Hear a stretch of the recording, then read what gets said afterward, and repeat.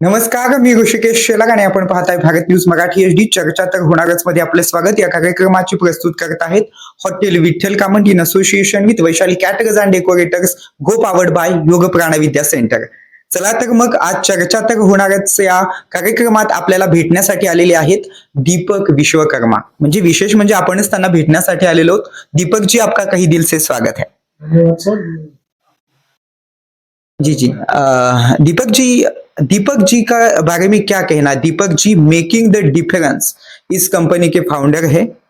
दीपक जी, आपकी जो कंपनी है, आपकी जो एनजीओ है, उसके मार्फत बहुत बड़े बड़े काम किए जाते हैं और समाज में आपकी जो एनजीओ है उसके बारे में बहुत अच्छी एक प्रतिमा है.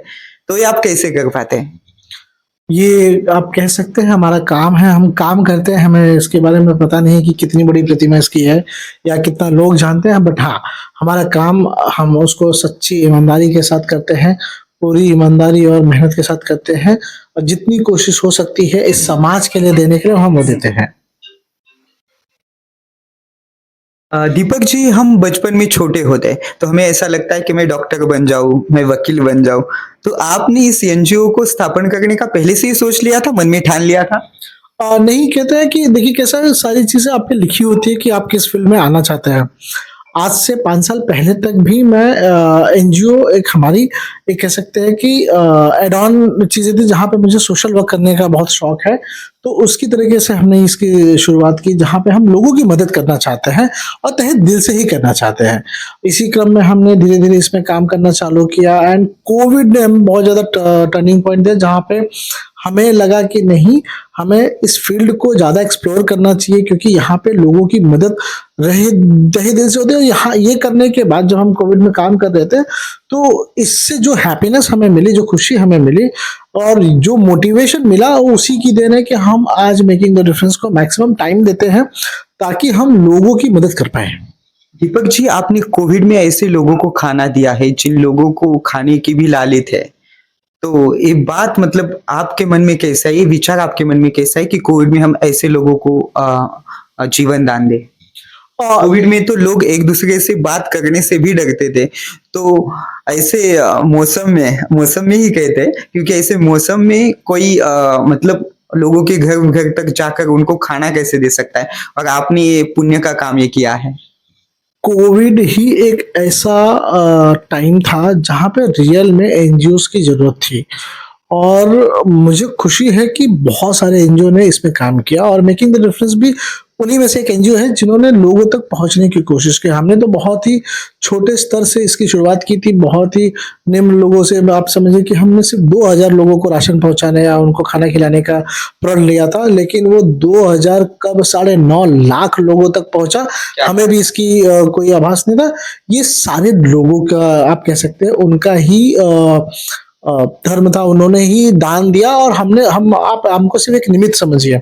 हमने कोई अपने जेब से कुछ नहीं किया, हमें लोगों ने डोनेट किया, लोगों ने मदद की, उस मदद को हमने पूरी ईमानदारी के साथ लोगों तक पहुँचाया। यही हमने एक पुण्य का काम किया और ऐसे टाइम पे ही एनजीओज़ की ज़रूरत होती है और बहुत अच्छे तरीकों से, बहुत अच्छे ढंग से सारी एनजीओ ने काम किया जिसकी वजह से काफ़ी हद तक लोगों को एक सहूलियत मिली क्योंकि जिस टाइम ये कोविड का समय था वो बहुत गर्मी का समय था।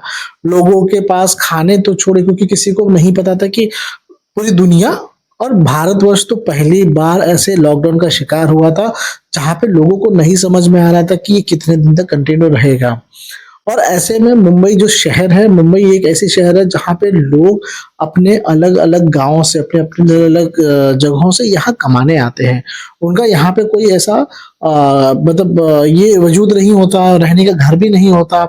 कई लोग तो खाना भी नहीं पकाते घर पे, वो मेस और होटल के भरोसे रहते हैं।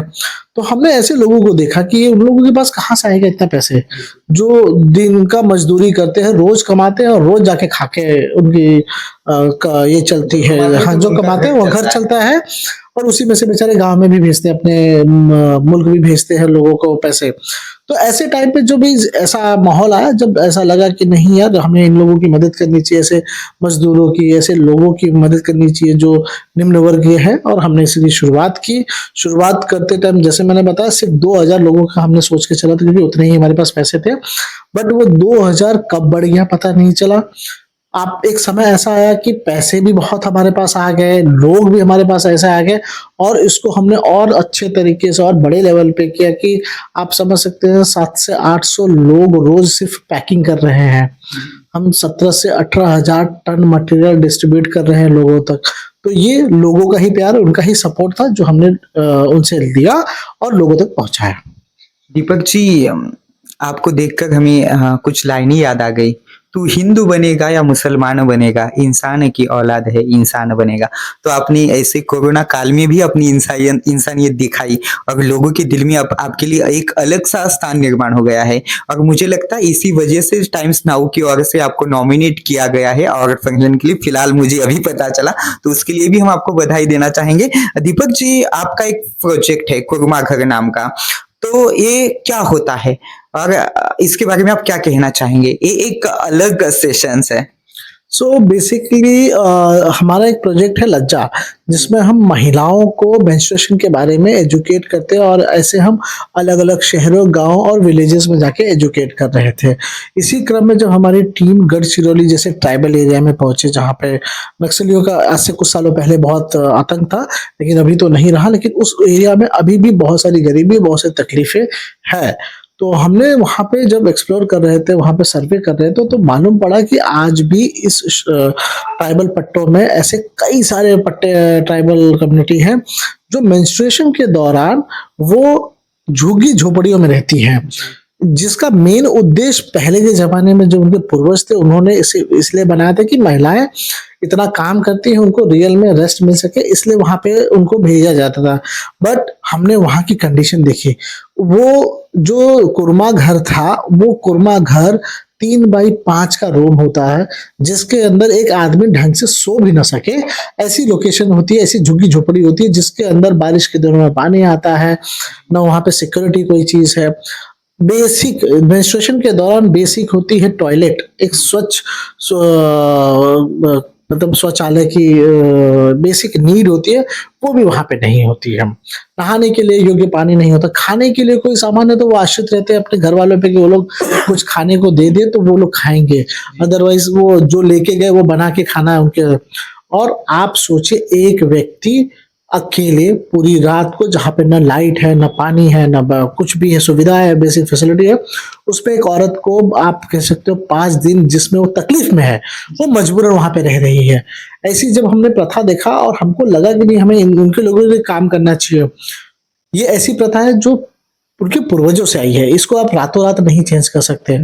इसके लिए हमारा ऐसा था कि हम इनको धीरे-धीरे एजुकेट करने से करेंगे, ताकि उन लोगों को समझ में आए और ऐसी प्रथा को वो बंद करें। उससे पहले इनको सही ऐसे स्वच्छ घर देना चाहिए, ऐसी आशा देना चाहिए, जहाँ पे महिलाएँ सही में आके रह सके, उनको तकलीफ के दिनों में, मेंस्ट्रुएशन के दिनों में वो आराम कर सके। इसी उद्देश्य से हमने वहाँ पे नारी शक्ति निकेतन बनाया है, जहाँ पे 6 बेड का सिटिंग है। पूरे गाँव की महिलाएँ जब भी वो मेंस्ट्रुएशन के दौरान होती हैं, वो वहाँ आती हैं, वहाँ पे आके रेस्ट करती हैं। रेस्ट करने के साथ-साथ हमारी टीम होती है जो उनको उस मेंस्ट्रुएशन के दौरान उनको लगने वाली हर वो मेडिसिनल जो भी चीज़ें इक्विपमेंट चाहिए, चाहे पैड हो, चाहे मेडिसिन्स हो, वो सारी चीज़ हमारी टीम मुहैया कराती है। यहाँ तक कि उनको योगा सेशंस कराती है और हमारा उद्देश्य उस सेंटर को लेके हमें सही में नारी शक्ति को बढ़ावा देना, उनको एम्पावर करना है। तो हमने क्या किया है कि वहाँ पे स्किल ट्रेनिंग के लिए स्टिचिंग सिखाते हैं, हम उनको चप्पल से बनी वस्तुएँ सिखा रहे हैं, उनको इकोनॉमिकल, हाँ, हाँ। तो हम ये सारी चीज़ें करने की कोशिश कर रहे हैं कि उनको रियल में कहीं न कहीं हेल्प मिले, उनको रेस्ट मिले। उसमें हमने किचन गार्डन भी बनाया है, जहाँ पे महिलाएँ खुद का वेजिटेबल्स उगाएँगी और खुद ही खाएँगे। क्या बात तो एक है! अच्छा इनिशिएटिव है। मैं नेचुरली। नेचुरली सारी चीज़ें हम ऑर्गेनिक और कोशिश कर रहे हैं कि वो नेचुरल चीज़ें, क्योंकि ऑलरेडी वो लोग काफ़ी ज़मीन से जुड़े हुए व्यक्ति हैं, वहाँ की जो कम्युनिटी है और बहुत सुंदर कम्युनिटी है। वो अपने कल्चर को लेके काफ़ी ये है, तो हम उनके कल्चर को बिना डिस्ट्रॉय किए हुए लोगों की सहभागिता के साथ हमने वहाँ पे इस इनिशिएटिव की शुरुआत की। और मुझे आपको बताते हुए बहुत खुशी होगी कि महिलाओं के साथ-साथ पुरुष भी इस प्रोजेक्ट के लिए हामी भरे और उन्होंने साथ दिया। उस जगह पे हमने आज जो कम्युनिटी सेंटर बनाया है, उसमें उनका भी बहुत बड़ा योगदान है। जी, बिल्कुल। उन लोगों में आपने परिवर्तन लाया है, इसलिए उन्होंने आपको सहयोग किया। आपकी बातों में वो दम है, आपकी एनजीओ की बातों में वो दम है, जो लोगों को बदलने के लिए मजबूर कर दिया। दीपक जी, एक्चुअली अभी भाई दूज हुई, रक्षाबंधन हुआ, तो एक्चुअली मुझे ऐसा लगता है कि भाई का एक फ़र्ज़ होता है कि अपनी बहन के सेफ्टी के लिए, अपनी बहन की सुरक्षा के लिए कुछ अच्छा काम किया जाए। तो आपने तो पूरे आदिवासी इलाके की महिलाओं के लिए बहुत बढ़िया-सा काम किया है। तो मुझे लगता है आप हमारे महाराष्ट्र में अभी एक प्रोग्राम चल रहा है महाराष्ट्र शासन का, शासन आपला नगर, उसके तहत उन्होंने लाड़की बहन योजना भी शुरू कर दी है। तो उसके लिए सभी लोग देवेंद्र फडणवीस जी और एकनाथ शिंदे जी को अपना भाई मानते हैं, मतलब यहाँ की महिला, महाराष्ट्र की महिला।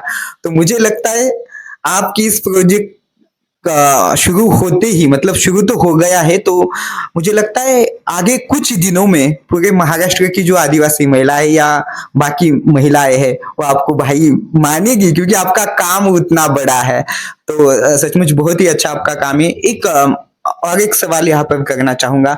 आपकी एक लज्जा करके भी आपकी एक इसमें कंपनीज है, इनिशिएटिव है, तो उसके बारे में क्या कहना चाहेंगे? प्रोजेक्ट लज्जा ये प्रोजेक्ट लज्जा के अंडर ही कुरमा घर का जो हमने ये नारी शक्ति निकेतन स्टैब्लिश किया है, ये उसके अंदर ही आता है। हमारा मेन मुद्दा प्रोजेक्ट लज्जा में यही है कि मेंस्ट्रुएशन जो औरतें होती है, जो बच्चियां होती है, उनको बहुत बार है ना नॉलेज ही नहीं होती है।